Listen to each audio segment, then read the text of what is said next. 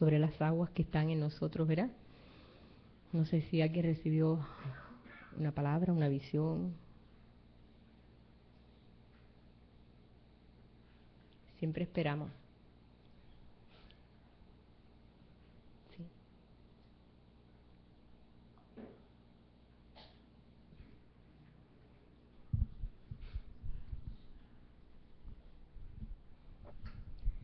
El Señor dice, muchos preguntábamos, ¿quién es?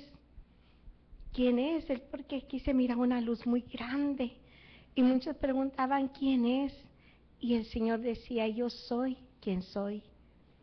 Yo soy el que estoy contigo, el que te he levantado y te he restaurado. Yo soy el que te ama. Así es el Señor. Qué bueno. Hermano. Sí, el Señor me envía esta palabra que siempre vengamos con el entendimiento de que traemos nuestro corazón, nuestra vida para ofrendarla al Señor. Ese es el centro de la reunión. Él como centro de la reunión, y Él se hizo una sola ofrenda, un solo sacrificio. Así nosotros, que vengamos con ese entendimiento. Amén. Que venimos a ofrecernos en ese sacrificio. Amén. Nosotros en el sacrificio vivo, claro. Que vengamos con esa conciencia, con ese entendimiento de que venimos a entregarnos. Verdaderamente que nuestra vida cobró valor a conocer al Señor. El Señor, en mis pensamientos, en la adoración, el Señor me recordaba que así como el mundo, 3/4 partes de agua y solamente una parte de tierra. Si tú dices el mundo, pues hay tanto desperdicio, ¿verdad? Todo es mar. Hay muy poquita tierra en comparación. Así también nosotros. Nosotros somos 3/4 partes también agua y tierra, naturaleza, ¿no? Lo que tenemos nosotros, nuestra carne y todo lo que está unido a esa carne, es 1%, es 1% solamente. Pero sobre estas aguas que están en nosotros, cuando el Espíritu de Dios comienza a moverse o empezamos a adorar al Señor, se mueven estas aguas. Cuando si estamos nosotros receptivos, ¿verdad? Se mueve, entonces el Señor empieza a revelarte muchas cosas, empieza uno a entender algunas cosas, es como que, ¡prácata!, como que despiertas a una realidad.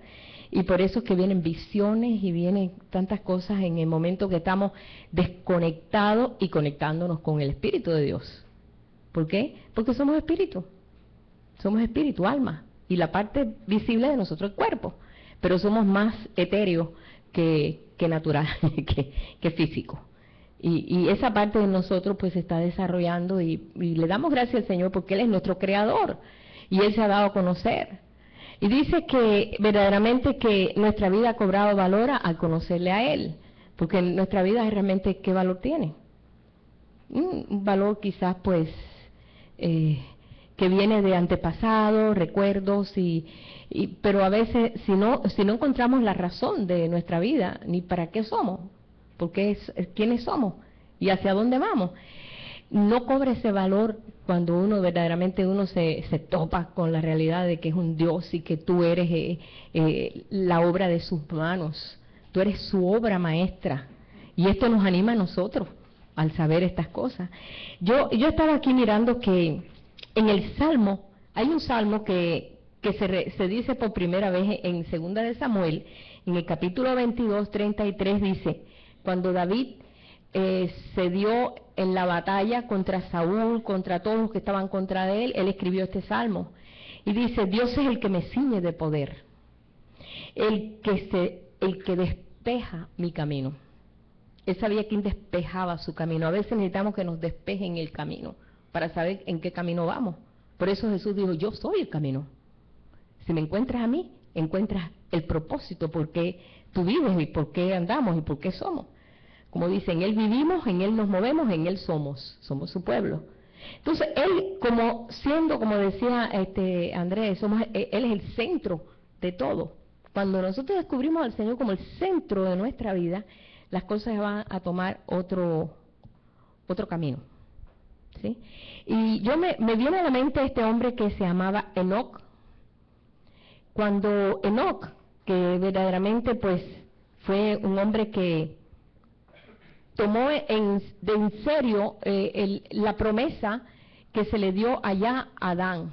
Ya se han pasado casi 1000 años, habían pasado 1000 años, más de 1000 años, de que Adán había perdido ese camino, o sea, se había perdido del huerto. No había perdido la conexión con Dios porque él le seguía poniendo sacrificios a Dios, pero ya en otra forma, más externo, no tan interno.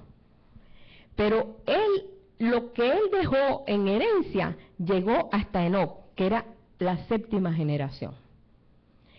Y los hombres vivían 1000 años. Muchos dirían, caramba, si yo viviera 1000 años, voy a derrochar mi vida porque tengo que vivir 1000 años. Pero la vida del hombre hoy está muy corta. Está muy demasiado corta. Aún así, mucha gente no valora la vida que Dios le ha dado. Y no le importa encontrarse con ese camino. Pero dice Enoc que él estaba buscando verdaderamente el camino para esa vida. Y en medio de lo que estaba viviendo él, sabiendo que tenía un futuro por delante muy largo, él sabía que ese futuro no tenía ninguna brillantez, o no tenía nada de valor, porque no lo tuvo en sus antepasados. Eran 7 generaciones que habían pasado, y ninguno había encontrado el camino de la vida, o sea, ninguno había encontrado el camino de resurrección, el camino de la vida. Y él se dedicó o decidió caminar con Dios. Tuvo una decisión en su corazón. Y él dijo, yo voy a caminar con Dios. Contrario a todos los pensamientos que había alrededor de él, porque los pensamientos que había alrededor de él era lo menos posible caminar con Dios. ¿Por qué? Porque siempre el hombre le es dado con ser dueño de su tiempo, dueño de su vida, hasta que llega un momento que se topa con que su salud se echa a perder. Entonces ya se aferra a Dios. Pero qué bueno que no tengamos que pasar por eso. Que no tengamos que pasar porque nuestra salud se malogró y tengo que buscar a Dios en medio de una condición. Qué bueno cuando nosotros con toda nuestra capacidad o nuestra salud o nuestra vida o nuestra fuerza o nuestro ánimo podemos decir, yo quiero que tú seas el centro de mi vida. Señor, yo quiero que tú seas el centro de mi vida. Y todo lo demás va a caminar bien. Y él no tuvo esa experiencia. Déjame ver si encuentro aquí en Génesis 5:24. No es tantos versículos, pero eso te dice todo. Dice, caminó pues Enoc con Dios y desapareció, porque le llevó Dios. Él había decidido caminar con Dios. Contrario a los pensamientos o aquellas cosas que otra gente caminaba contraria a él. Pero él decidió algo. Él decidió, caramba, yo creo que el verdadero camino es el camino de Dios. Pues voy a empezar a caminar con él. Y esto despejó sus tinieblas, sus pensamientos negativos. Los pensamientos cuando venían a su mente de que, bueno, yo soy de 7ª generación de Adán, el Adán era pariente mío, y tuvo una oportunidad tremenda allí en ese huerto y la perdió, y lo sacaron. Y yo no, a mí no me van a sacar, yo no voy a perder, yo voy a encontrar ese camino. Y tuvo una decisión en su corazón. Yo digo que siempre todo se mueve en esa decisión. Por eso si leemos ahí en Hebreos 12, verso 12 al 14, dice, y procurad sendas derechas para vuestros pies, para que lo cojo, dice, no se salga del camino. Lo cojo es la parte débil nuestra. Porque ustedes saben que uno tiene, a veces uno sabe dónde está la debilidad de uno, ¿verdad? Uno conoce la debilidad, dice que el hombre sabe lo que hay en el hombre. El hombre se conoce dónde está la debilidad. Pero dice aquí, vamos a buscarlo, esos 2 versículos completos. Hebreos 12. Lo tenía aquí preparadito aquí, porque es el que quería compartir. Versículo del 12 al 14. Dice, por lo cual levantad las manos caídas y las rodillas paralizadas, y haced sendas derechas para vuestros pies, para que lo cojo no se salga del camino, sino que sea sanado. Y no está hablando precisamente de un cojo que camina cojo, sino alguien que no puede caminar con precisión, no tiene pues firmeza en su caminar. Seguir la paz con todos y la santidad sin la cual nadie verá al Señor. Esto es una recomendación que da el Señor a través del que escribió, se supone que el Hebreos lo escribió el apóstol Pablo no lo dice, pero muchos creen que fue él, porque tiene las mismas formas de expresarse, ¿no?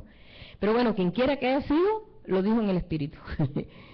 Hacer sendas derechas para que lo cojo no se salga, porque por lo regular la cojera te hace salir de ese lugar, ¿no? Te hace tener traspiés. Entonces ahí es donde el Señor tiene que sanar. Nosotros le decimos, Señor, sáname esta área. Necesito que esta área mía sea sanada, que haya en mí esa autoridad.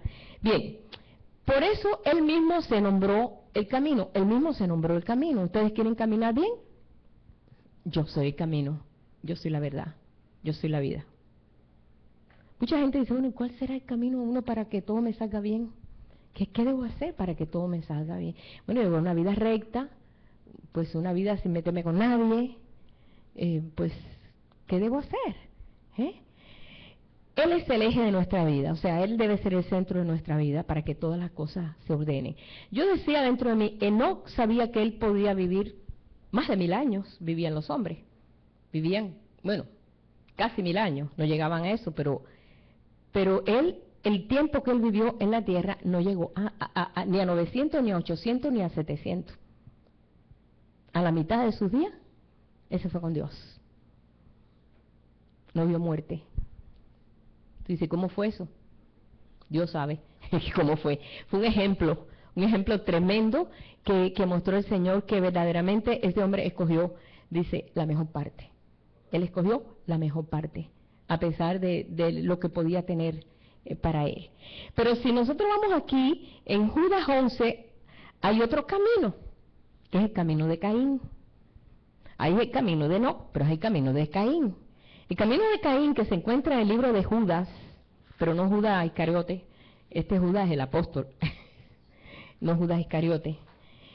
Y nada más que tiene un solo capítulo, o sea que nada más que es un solo capítulo, y es ese verso que es el verso 11, donde dice, hay de ellos porque han seguido el camino de Caín, y se lanzaron por lucro en el error de Balaam y perecieron la contradicción de Coré. Bueno, yo me voy a detener en el camino, porque es lo que estoy hablando, de Caín. ¿Cuál fue el camino de Caín? Primeramente, Caín no entendía los propósitos de Dios. Caín trajo una ofrenda a Dios que a Dios no le agradó, porque era una ofrenda de la tierra. Su hermano Abel presentó una oveja, un cordero, porque eso tenía que ver con el propósito de Dios, porque él sabía que iba a venir un día un cordero sin mancha, iba a morir por nosotros. Yo pienso, en el corazón de Abel, decía, bueno, pues, quizás esta es la oveja que Dios quiere. Y buscó la mejor, la más sana, la más gorda, la más fuerte, y era una bebé, o sea que era un cordero. Cordero es una oveja cuando es bebé, hasta 1 año. De 1 año en adelante es oveja. Pero mientras es cordero, es un bebé. Él buscó lo mejor que encontraba, porque siempre el plan de dar una ofrenda a Dios, darse a Dios, como decía Andrés, ¿verdad? Que el Señor le dio que nos demos, era buscar lo excelente para Dios. Y él buscó lo mejor que encontró de su rebaño. Y eso le gustó a Dios, porque ese era el plan de Dios. Había destinado un cordero desde antes de la fundación del mundo para quitar la culpa de Adán, o sea, quitar el error que cometió Adán, para restituir al hombre, para restablecer al hombre otra vez de nuevo, con todas las facilidades que Dios le había dado desde el principio. Y ese era el deseo de ellos, que volviera Dios otra vez a ponerlos en el lugar que habían perdido. Ellos sentían en su espíritu el lugar que ellos habían perdido. Y decían, pero qué tonto este Adán, ¿cómo es posible que perdió esa oportunidad? ¿Cómo es posible? Toda la culpa se la echaban a Adán, pero sabemos que la que comió fue ella. Pero él se hizo a una. Él tenía que cubrirla y él se hizo a una. Y de ahí en adelante, cuando Abel presentó lo más excelente, Caín agarró de la tierra y le hizo una ensalada al Señor. No es porque esté nada en contra de la ensalada del Señor, pero no era la ofrenda que él, pues, quería. Y eso realmente entorpeció el llamado de Caín. Y dignificó, podemos decir, hizo digno el llamado de Abel, que todavía la sangre de Abel, dice, todavía clama justicia. la sangre de Abel todavía es importante para Dios, porque fue la primera sangre que se derrama en la tierra por causa de la adoración. Porque no fue por otra cosa, que no fue por adorar a Dios en la forma correcta. Porque el otro no tenía problema, ¿verdad? El camino de Caín es un camino de amor propio. Él estaba orgulloso de su siembra, pero eso a Dios no le interesaba. Él quería ser reconocido. Cuando tú das tu ofrenda a Dios y tú alabas al Señor, quizás no cantas como Plácido Domingo. No, sí, porque hay muchos que dicen que a Dios le agrada, ¿verdad? Es olor fragante. Cuando se le presentaba una ofrenda al Señor, una oveja, y se quemaba, ¿ustedes creen que eso es un olor fragante? Para mí no lo es, porque cuando un animal se quema no creo que huele rico, pero para Dios era olor fragante, porque era algo que se daba de corazón. Cuando tú das algo de corazón al Señor, eso es un olor fragante, eso es agradable, aunque sea como sea que tú le presentes al Señor. Lo que tú hagas de corazón, para Él, ya eso es algo que llena el corazón de Él. Así que el camino de Caín es el orgullo del hombre, de ser reconocido. Por eso dice, cuando tú vayas a dar tu ofrenda al Señor, que no sepa tu mano derecha lo que hace tu izquierda. Porque sabe que los fariseos hacían eso. Los fariseos ponían mucho ruido para darle un pobre. Ay, mira, aquí está este. Mira, que, oye, qué bueno, qué noble, mira lo que hizo. Ay, y no le aplaudían. Dice, no hagáis así como los fariseos. No sepa, no sepa. Y todo el Señor se complementa en un carácter tan noble, tan digno, tan humilde, que a veces choca con nuestro propio orgullo, ¿sí? Que tú dices, ay caramba, pero qué tremendo cómo el Señor puede hacer esto, ¿verdad? Choca con nuestro orgullo. Pero dice que el camino de Caín es el camino de reconocimiento. Porque si yo veo que verdaderamente a mi hermano Abel, Dios le agradó la ofrenda, y dice, y tuvo testimonio de haber agradado a Dios, o sea que él no sé cómo Dios le presentaba el testimonio, no sé cómo era, pero él tuvo testimonio de haber agradado a Dios. Este no fue reconocido, pero este sí. Qué bueno que este le hubiera dicho, ay mi hermano, me estás enseñando que la adoración es diferente a lo que yo hago. Voy a aprender contigo. La próxima vez voy a buscar un cordero también. Mira, voy a empezar a engordar ese cordero desde ahora. Es lo que está pasando en el mundo religioso que estamos viviendo. Cuando dicen, no, pues, esa gente que raro adoran. Así no debe ser. La forma en que nosotros hemos aprendido tradicionalmente es así. ¿Y tú sabes si el Señor le agrada? ¿Cuántas veces hemos creído que podemos hacer las cosas para Dios por nuestra propia idea o nuestros propios pensamientos, o nos imaginamos, o así nos enseñaron, ¿verdad? ¿Cuántos aprendimos de tanta forma? Pero cuando nosotros dejamos que el Señor sea el centro de nosotros y comience Él a enseñarnos, Él nos va a enseñar, y nos va a enseñar bien, como David. Como David fue enseñado en medio de las tantas contradicciones que tuvo en su vida, porque fue una vida de contradicciones. Todo lo que él iba a hacer era oposición. ¿Por qué? Porque no cabía él con sus pensamientos de Dios, donde estaba. Y muchos hasta se reían sus propios hermanos naturales. Cuando él se apareció en la guerra, que él no tenía ni 20 años siquiera, él se apareció allí porque su papá lo mandó, con comida para sus hermanos lo pusieron de vuelta y media, le dijeron, ¿por qué tú viniste aquí? Tú eres esto, y él les dijo, eso es mero hablar, y le dio la espalda a los hermanos, y se fue a enfrentar a Goliat. Eso es mero hablar. Ustedes están hablando, no saben ni lo que están hablando. Y se fue a ver dónde estaba ahí el punto que estaba moviendo ahí esa batalla que estaban teniendo, y era un gigante contra un ejército. Él echó a un lado. Yo digo, así nosotros podemos aprender. Cuando decimos, Señor, si esta es la forma que tú quieres que te adoremos, o sea que el adorarte a ti es lo más indispensable, lo más necesario en mi vida, pues tú me vas a enseñar paso a paso. Hemos aprendido a adorar al Señor en medio de las dificultades. Adorar al Señor en medio de todo, como yo estaba compartiendo el domingo, bendeciré a Jehová en todo tiempo.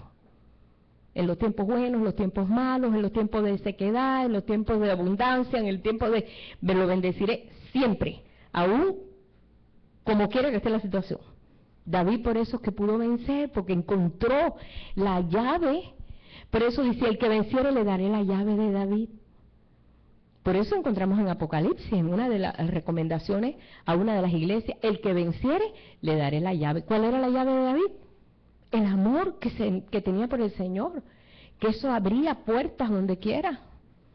Es el deseo de adorarle a Dios y rendirle adoración a Dios en cualquier circunstancia. Engrandecer a Dios conmigo.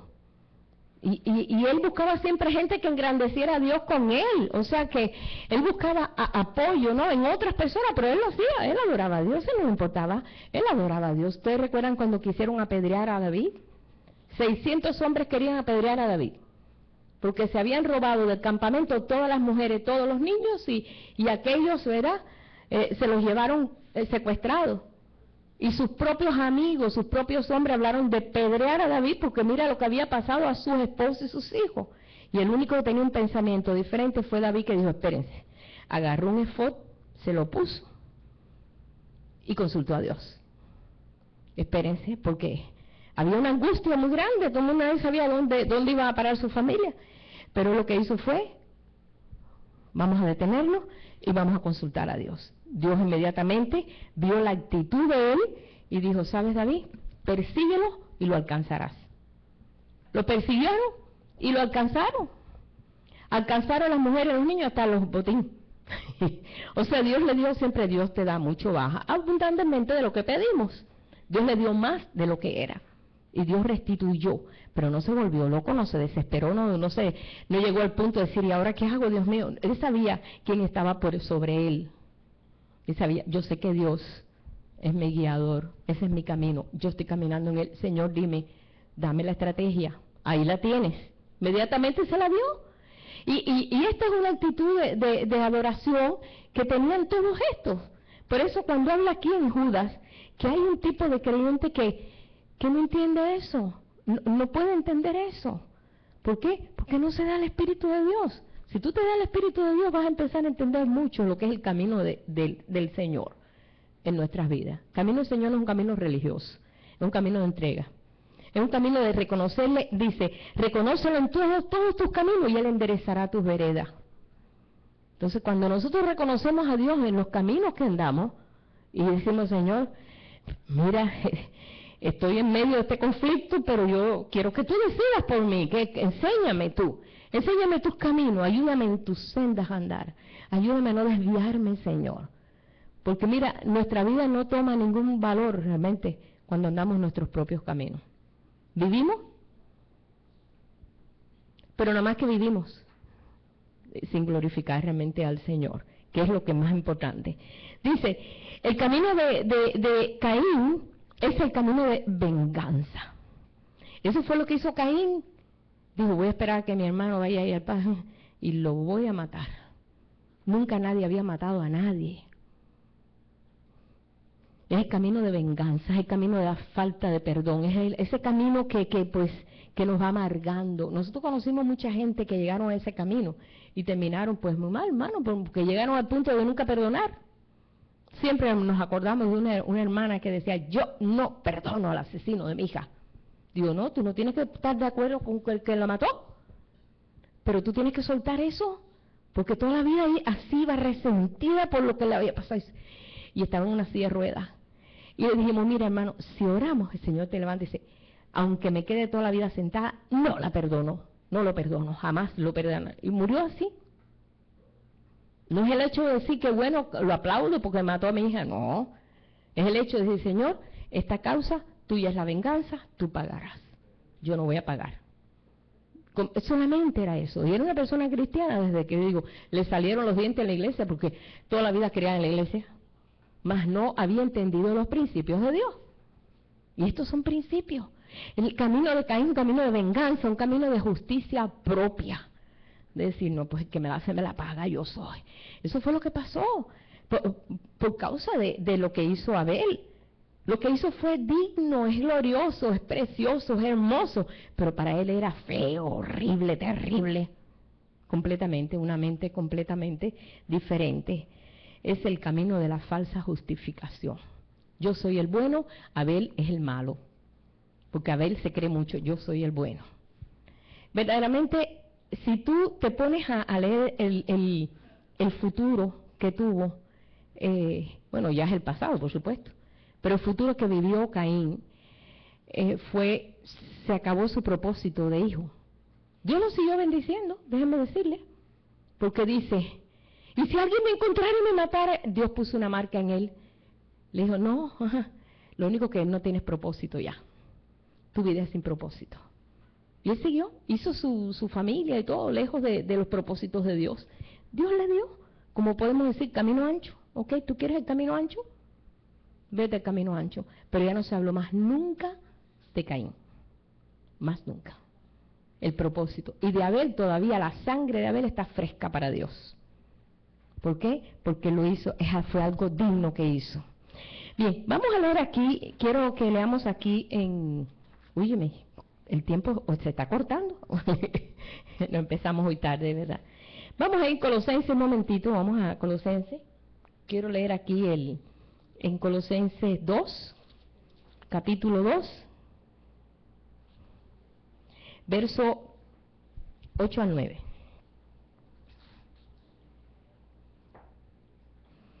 Dice, mirad que nadie os engañe por medio de filosofías, de huecas sutilezas.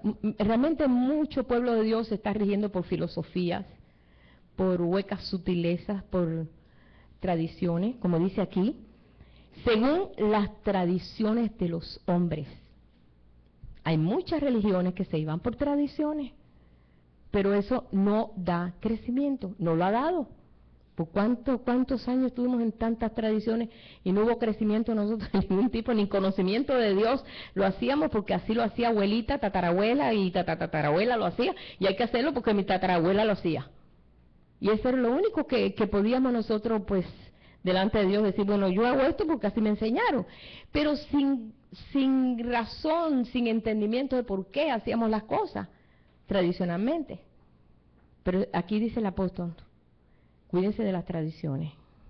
Dice, conforme a los rudimentos del mundo, y no según Cristo, porque en Él habita corporalmente toda la plenitud de la deidad.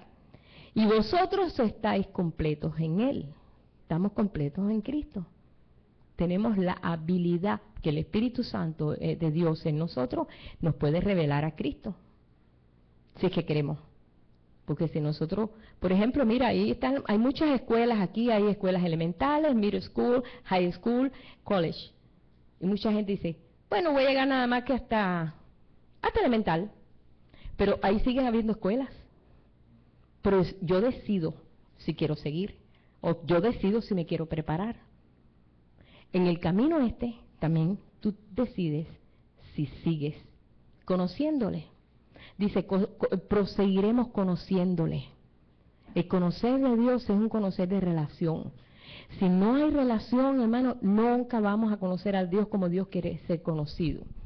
Por eso dice, y vosotros estáis completos en Él, que Él es la cabeza de todo principado y potestad. En Él también fuiste circuncidado con circuncisión no hecha a mano, al echar de vosotros el cuerpo pecaminoso carnal en la circuncisión de Cristo. Sabemos que hemos sido cortados alrededor. Circuncidar es cortar alrededor. Hemos sido cortados alrededor y puesto en nosotros un corazón de carne. Se ha quitado el corazón de piedra. Eso el Señor lo dijo, fue la promesa. Y ese fue el deseo que tenía desde Moisés. Dios le dijo a Moisés, yo les quitaré ese corazón de piedra y les pondré un corazón de carne para que me conozcan y conozcan mis caminos y sepan y tengan el entendimiento, pero en ellos, no por una ley externa, porque ellos tenían sus leyes externas. Ellos tenían que estar leyendo las leyes para que se les metiera. O sea, aquí es las leyes de Estados Unidos, ¿verdad? Las leyes de los semáforos, no pasa que a veces pues se te va la roja. Y tú te sabes de memoria que si tú te llevas una roja, ¿qué pasa? Pues sí, bueno, a lo mejor no te ve policía, pero si te ve, Tú no puedes decirle, mira, se me chispoteó, como dice él. Yo me recuerdo, yo iba ahí al downtown, como los semáforos están en la orilla, no en el medio. Yo sé que gracias a Dios, todos los policías tienen los ojos cerrados. Porque, mira, no es que yo no veía el semáforo, decía, ¿dónde está? ¿Dónde está? Y es que está en una orilla. No sé ahora cómo está, pero estaba a la orilla. Entonces yo decidí no ir al downtown. A mí que me lleven. ¿Por qué? Porque cada vez que íbamos a una casa de ancianos ahí a predicar. No, hombre, imagínate cómo predicaba yo si me había llevado como 10 luces. Pero es que no las veía, pero yo no podía decir, bueno, pues no las vi. Gracias a Dios no lo tuve ese contratiempo, pero yo sabía que no debía hacerlo. Y así nos está pasando a nosotros, pero el Señor está poniendo esa ley dentro de nosotros para que nosotros no tengamos que verlo afuera. Si ustedes se van a las leyes, ustedes van que el pueblo de Dios tenía que tener una vestidura con una orla azul en la orilla para acordarse que eran pueblo de Dios. Imagínate. Si tenemos que andar nosotros vestidos con una tira, ay, sí, yo me acuerdo que soy hijo de Dios. Ya no tenemos que tener eso.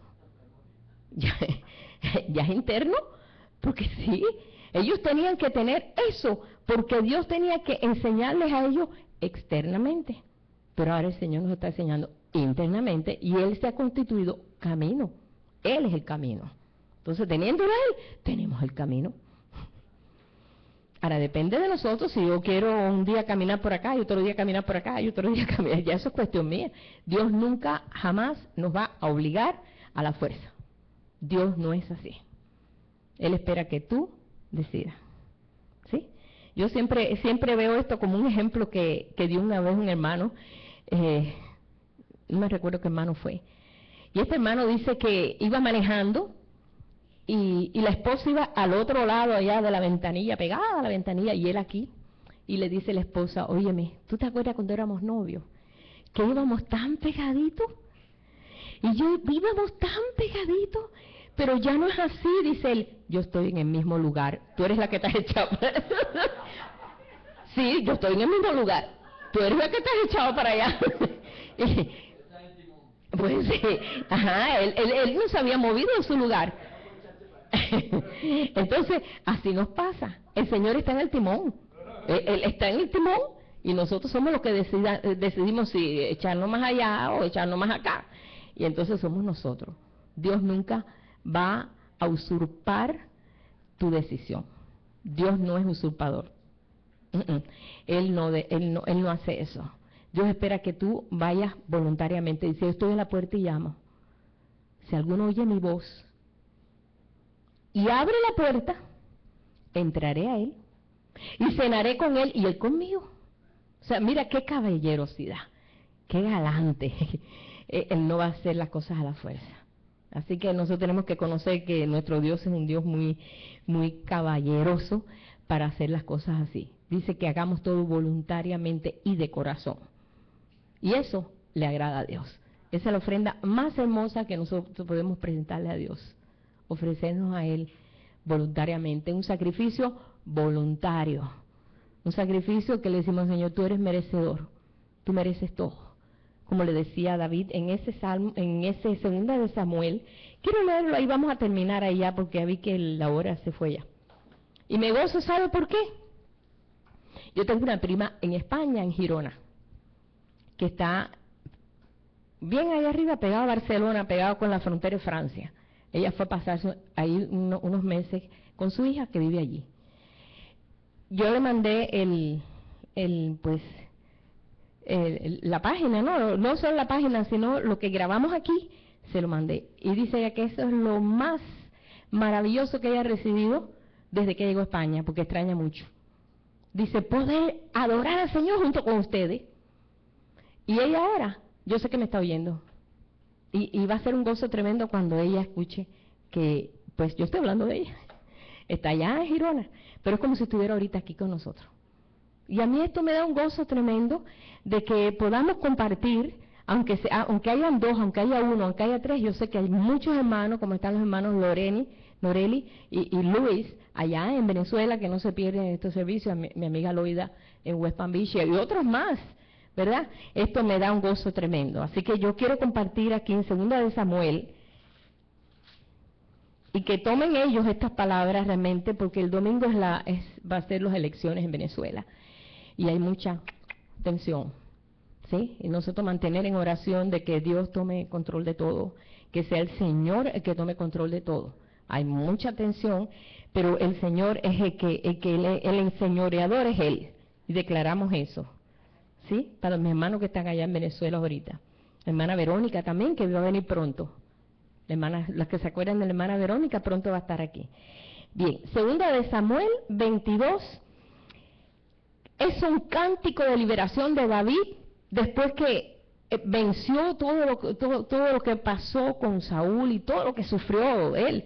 Es un cántico, pero es un salmo. Viene a ser el Salmo 18. Yo voy a leer algunos versículos nada más, solamente. En el verso 2. Bueno, vamos a ver en el 1. Habló David a Jehová las palabras de este cántico el día que Jehová le había librado de las manos de todos sus enemigos y de la mano de Saúl. Jehová es mi roca y mi fortaleza y mi libertador. Dios mío, fortaleza mía, en él confiaré. Mi escudo y el fuerte de mi salvación, mi alto refugio. Salvador mío, de violencia me libraste. Invocaré a Jehová, quien es digno de ser alabado, y seré salvo de mis enemigos. Me rodearon ondas de muerte y torrentes de perversidad me atemorizaron. Él tuvo miedo, él tuvo temores, él estuvo a punto de morir, él estuvo por el valle de sombra y de muerte. Sí, porque muchos dicen, bueno, ¿por qué yo tengo que pasar por esto? Él no se ponía en esa onda. Sí, no, porque a veces yo oigo cristianos que hasta me molesta. Digo, Dios mío, si en todo por todo somos probados. Todos vamos a ser probados en muchas formas. Ligaduras del Seol, dice, me rodearon, tendieron sobre mí lazos de muerte.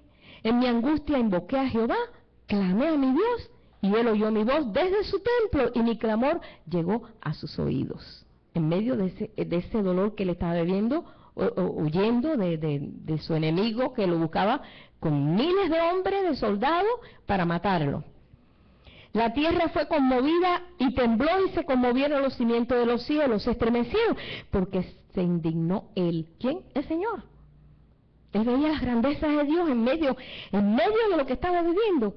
Todavía tenía fuerza para decir, ay Señor, si tú eres el que mueve los montes, tú eres el que engrandecía a Dios en medio de lo que vivía. Y es bueno cuando podemos salir de una prueba grande, decir, Señor, tú eres grande en esta prueba, tú eres el grande, te engrandezco a ti en medio de esta situación, tú eres el grande, aquí no hay más nadie grande que tú. Y entonces engrandeces a Dios, engrandeces a Dios. Dice, humo subió de su nariz y de su boca fuego consumidor, carbones fueron por él encendidos, inclinó los cielos y descendió, y había tinieblas debajo de sus pies. Pero cabalgó sobre un querubín y voló sobre las alas del viento. Puso tinieblas por su escondedero alrededor de sí, oscuridad de aguas y densas nubes. Por el resplandor de su presencia se encendieron carbones ardientes y tronó desde los cielos Jehová. El Altísimo dio su voz. Yo digo, él oía un trueno y decía, ay Dios, eres tú. Y nosotros oímos un trueno y salimos corriendo. No, de veras que él oía a Dios en todos los movimientos que había, él veía a Dios. Él no veía, ay, ¿qué habrá pasado y por qué está tronando? Y dice, mira, huye, corre, porque mira, ve que te alcanza. No, él veía a Dios en la situación. Envió sus saetas y los dispersó, lanzó relámpagos y los destruyó. Entonces aparecieron los torrentes de las aguas y quedaron al descubierto los cimientos del mundo a la reprensión de Jehová por el soplo del aliento de su nariz. Envió desde lo alto y me tomó y me sacó de las muchas aguas, muchas palabras contra David, eran muchas palabras, él me sacó de las muchas aguas. Me libró del poderoso enemigo y de los que me aborrecían, aunque eran más fuertes que yo. Él reconocía, era soldado. Era un ejército como de 2,000 hombres, que Saúl andaba con un ejército de 2,000 hombres buscando a David por donde quiera. O sea que él sabía que era fuerte la cosa. Me asaltaron el día de mi quebranto, pero Jehová fue mi apoyo. Y me sacó a lugar espacioso, me libró porque se agradó de mí. Jehová me ha premiado conforme a mi justicia, conforme a la limpieza de mis manos, me ha recompensado. Recuerdan que él dijo, yo no voy a matar a Saúl, Él podía haberlo matado 2 veces. 2 veces. Saúl fue a dormir ahí, a la cueva donde él estaba, nada más que tenía que coger la espada y hacer pácate y cortarle la cabeza. Y él dijo, Dios me ampare yo a hacer esto. Él es el rey de Israel. Él es el ungido de Jehová. Es loco, es sinvergüenza esto, pero no, yo no lo voy a tocar, porque que Dios lo haga. Y lo tenía ahí, hermano. Y su valiente decía, déjame, nosotros lo matamos. No, Dios me ampara a hacer eso. Mira, voy a cortar un pedacito de su capa, para que él sepa que yo pude haberlo matado. Cuando él cortó el pedacito de su capa, que le dijo, Saúl, soy yo, David, no te quiero matar, mira un pedacito de tu capa. Después estaba David, ay, ¿por qué le corté un pedacito de su capa? Dios mío, perdóname, le corté un pedacito de su capa. Porque le había cortado un pedacito de su capa. Estaba bien él disgustado por lo que había hecho. Porque dice, yo no debo hacer eso, yo tengo que respetarlo, es el rey. Aunque sea quien sea, él es el rey. Qué respeto más tremendo. Y dice, por eso dice, Dios se alegró de la limpieza de mis manos, porque yo no lo quise matar. Pude haberlo hecho, si David era un guerrero, hermano. Si David enfrentó a Goliat, siendo un muchachito, ¿cómo no iba a poder con ese gigante? Podía haberlo matado, pues no es fácil. Dice, con el misericordioso te mostrarás misericordioso, y recto para con el hombre íntegro. Limpio te mostrarás para con el limpio, y rígido serás para con el perverso, porque tú salvas al pueblo afligido, mas tus ojos están sobre los altivos para abatirlos. Ustedes saben que Saúl fue muy abatido, finalmente se suicidó, y pidió ayuda, porque era tan cobardón, que tuvo que decir, óyeme, me voy a poner la espada aquí, me voy a apoyar y empújame. ¡Tácata! Y ahí se murió. Ni siquiera tiene valor ni para matarse. Y lo hizo responsable a aquel hombre para que lo matara, porque él no tenía fuerza para matarse. Pero no quería caer en manos de incircuncisos. Muy religioso el hombre, ¿verdad? Pero bueno, Dios fue quien hizo la obra. Dice, porque tú salvas al pueblo afligido. Bueno, ya leímos eso. En el 29, tú eres mi lámpara, oh Jehová, mi Dios alumbrará mis tinieblas. Contigo desbarataré ejército, y con mi Dios asaltaré muros. En cuanto a Dios, perfecto es su camino. Y acrisolada la palabra de Jehová, escudo es a todos los que en él esperan. Porque ¿quién es Dios sino solo Jehová? ¿Y qué roca hay fuera de nuestro Dios? Dios es el que me ciñe de fuerza y quien despeja mi camino. Dios le despejó el camino. Hermano, David estuvo escondido en no sé cuántos lugares. Se la pasó caminando años. No fueron 3 semanas, 1 mes, 2 meses. Años huyendo de un enemigo. Tuvo que dejar toda la familia, todo, y dedicarse a huir. Y andar con una gente que ni eran ni los mejores, pero se convirtió en un ejército tremendo, que fueron aquellos hombres que eran endeudados, amargados de espíritu. Y cuando dijeron, David está en una cueva, pues vamos a hacerle la compañía, nosotros andamos también así. Y todos esos forrajidos fueron a ser los compañeros. O sea que no fueron ahí los sacerdotes, no, lo peor.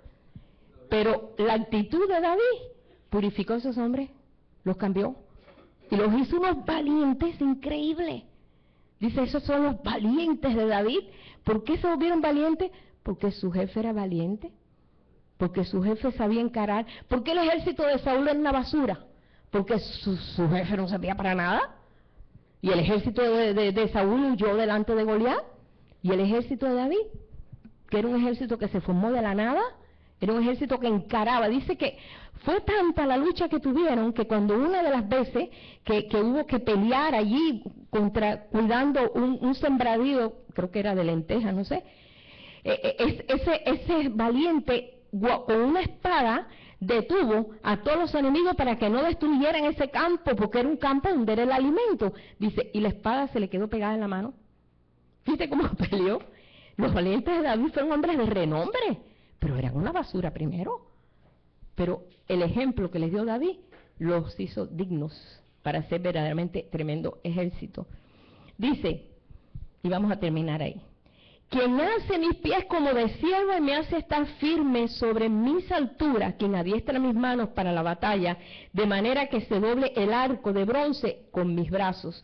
Me diste asimismo el escudo de tu salvación, y tu benignidad me ha engrandecido. Ensanchaste mis pasos debajo de mí, y mis pies no han resbalado. Bueno, ya voy a parar ahí porque este salmo es muy largo. Sigan leyéndolo ustedes y que está tremendo. Ese salmo fue una inspiración del Espíritu Santo ahí en David y vino a ser ese salmo, pues 18, ¿no? El que él menciona aquí, Salmo 18, del 1 al 50. ¿Qué sacó de ahí? De una mala experiencia, sacó algo precioso. Cuando venga la mala experiencia, sácale jugo a la experiencia, a lo que estés pasando malo, sea difícil, sea malo, sea, de ahí el Señor te va a enseñar algo. Pero si desperdicias ese momento, pues bueno, lo vas a volver a pasar más adelante y a ver si le sacas jugo a eso, ¿no? Pues sí, es como cuando estamos en la escuela, ¿no?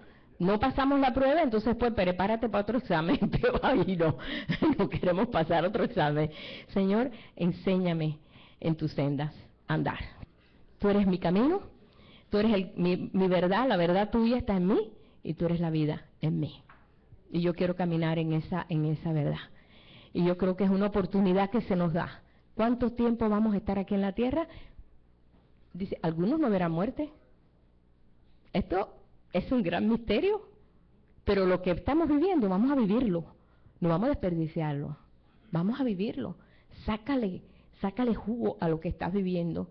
Y tú vas a aprender, hermano, vas a conocer una faceta más profunda de Dios. Estamos conociendo facetas. Él aprendió la misericordia de Dios, aprendió la justicia. ¿Cuánto no aprendió David en medio de todo eso? Nosotros no estamos exentos. El Señor también está tratando con todos sus hijos. ¿Amén? ¿Estamos conscientes de eso?